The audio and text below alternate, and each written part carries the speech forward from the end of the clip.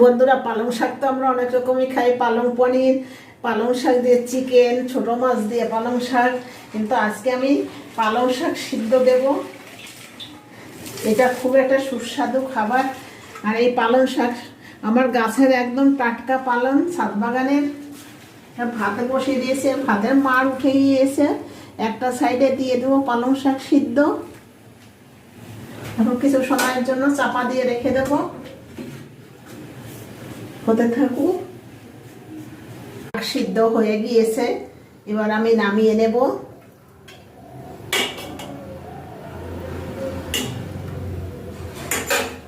একটা সাইডে দুটো লঙ্কা পুড়িয়ে নিচ্ছি।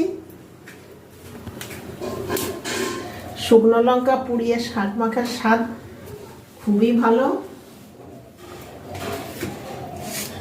আর এই শীতের দিনে যতই আমরা ভাজাভুজি মাছ মাংস খাই না কেন, এই যে কোনো সিদ্ধ খুবই স্বাদ।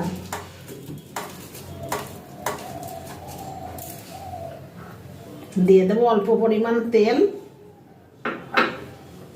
আর লবণ, ভালো করে মেখে নেব।